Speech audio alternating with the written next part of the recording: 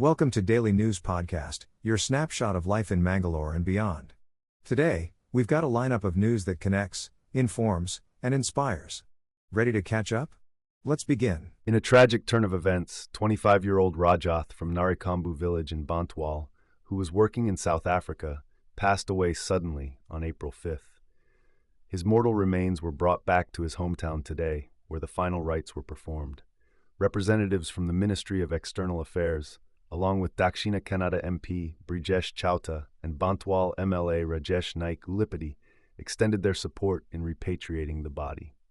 The entire village mourns the loss of this young man who went abroad in search of a better livelihood.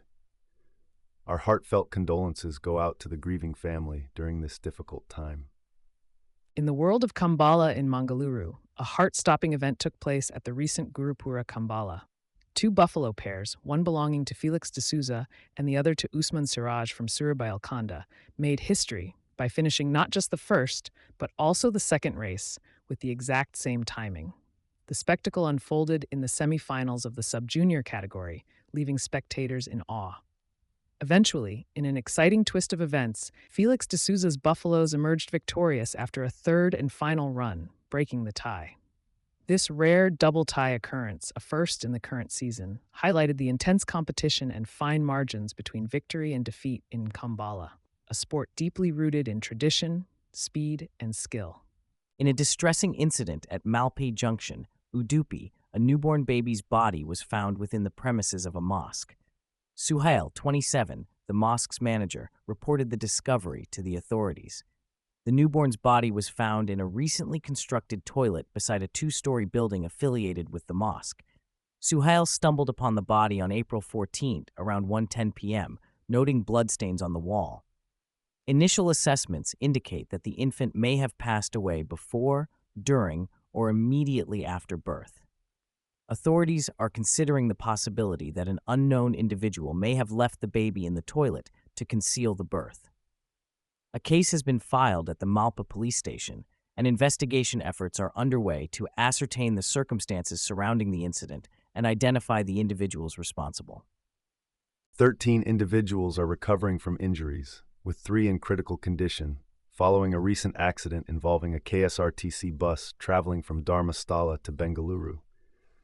The bus collided with a divider near a petrol bunk in Adahole village on the Mangaluru-Bengaluru National Highway, after one of its tires exploded, leading to the driver losing control.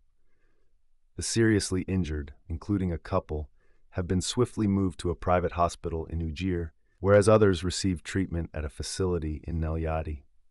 Stay tuned for more updates on this developing story. In a tragic incident from Bedadka, a 22-year-old woman named Ramitha has lost her life due to severe burn injuries. Ramitha, a resident of Bedadka and owner of a grocery shop in Manadka, was allegedly set on fire by a man named Ramakrith in an act of revenge after she filed a police complaint against him. The accused, a 57-year-old man from Tamil Nadu and owner of a furniture store, had been harassing Ramitha for some time. Enraged by her complaint, he attacked her in her shop, resulting in her critical burn injuries. Despite being rushed to a hospital in Mangalore, Ramitha couldn't survive. The accused was captured by local residents and handed over to the police. This incident has left the community in shock and disbelief. In a tragic incident near Gampa Cross in Hiriadka, a passenger lost their life and the driver suffered severe injuries in a collision between a pickup vehicle and a private bus. The pickup vehicle was en route to Udupi from Karkala, while the bus was traveling from Udupi to Karkala when the accident occurred. The authorities are investigating the case to determine the cause of the collision. Stay tuned to Mangalore Today for further updates on this developing story. In a distressing incident from Emakera area in Mangaluru, a woman named Sujatha, along with her 3-year-old son Nikhil Kumar, have gone missing. Sujatha, who has been residing with her husband Nagappa Godi for the past 10 months, disappeared when Nagappa was away at work.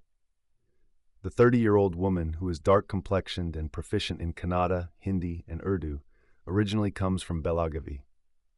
Nagappa, employed as a security and housekeeping staff at the apartment, has filed a missing complaint at the Pandeshwar police station. Authorities are urging anyone with information regarding the whereabouts of Sujatha and her son to come forward and assist in their safe return.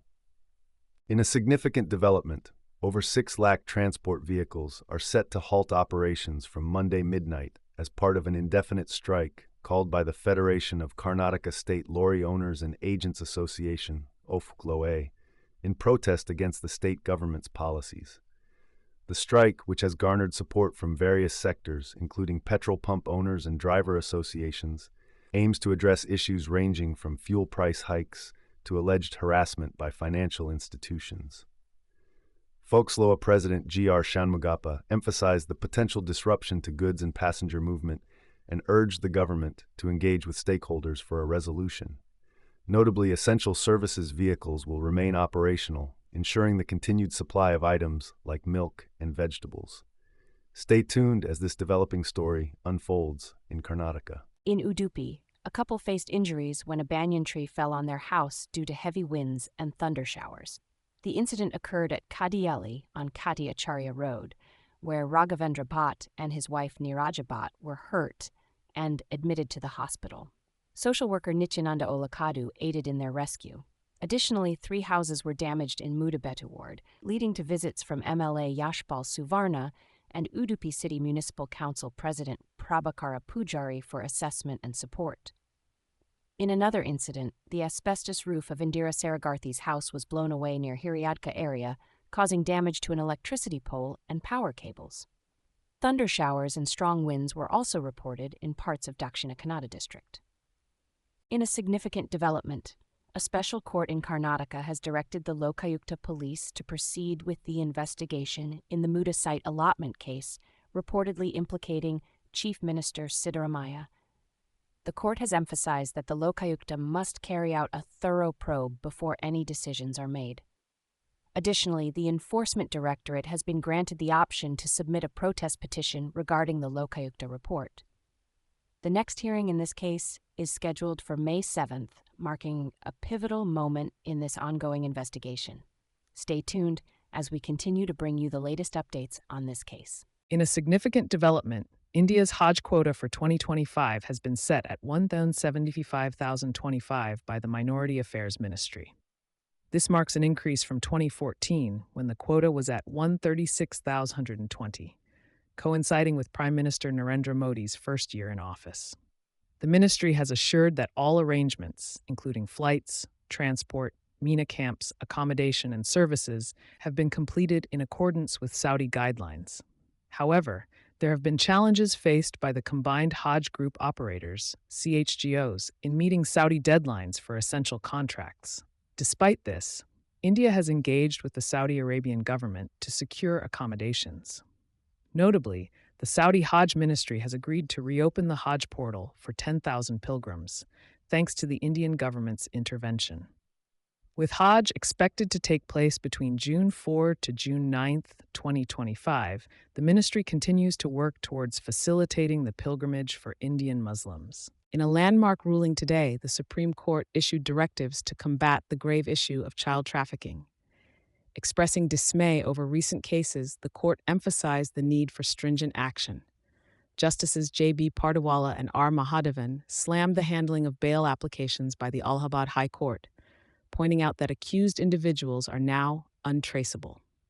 The court stressed the importance of imposing stricter conditions on bail and ensuring the attendance of the accused at police stations. The judgment includes comprehensive measures to address child trafficking, urging prompt implementation by state governments. With over 2,000 cases of child trafficking reported annually in India, the court's guidelines aim to protect the most vulnerable members of our society. Parents are urged to remain vigilant, and hospitals are warned that any involvement in newborn trafficking will result in the immediate suspension of their license. The court's firm stance signals a zero-tolerance approach towards child trafficking, sending a clear message to all perpetrators. In today's local news, the Enforcement Directorate has summoned businessman Robert Vadra for questioning in a money laundering case related to a land deal in Haryana's Shikopur. Vadra, who is the brother-in-law of Lok Sabha's leader of opposition Rahul Gandhi, did not appear for questioning last time. This time, when he appears before the ED, his statement will be recorded under the Prevention of Money Laundering Act. The probe is also connected to his wife, Priyanka Gandhi Vadra, a Congress MP from Kerala's Wayanad. This isn't the first time Vadra has been questioned by the agency for alleged money laundering activities. Stay tuned to Mangalore today for more updates on this developing story. In Davanagar, a 38-year-old woman, Shabina Banu, was brutally assaulted outside a mosque in an alleged act of revenge. The incident occurred after her husband filed a complaint against her and two others following a domestic dispute. The assault, captured on camera and circulated on social media, has sparked widespread outrage. Shabina, along with her relative Nazreen and a man named Fayaz, were attacked by a group of 6 men, including Mohammed Niyaz, Mohammed Gauspir, Chand Basha, Dastagir, Rasul TR, and Inayat Ullah. The accused were arrested after the video went viral and are facing charges of conspiracy, assault, and attempted murder. The incident serves as a stark reminder of the need to address domestic disputes through legal means rather than resorting to violence. In a tragic incident that has shocked the residents of Habali, a 5-year-old girl was laid to rest after being kidnapped, tortured, and murdered by a migrant laborer from Bihar.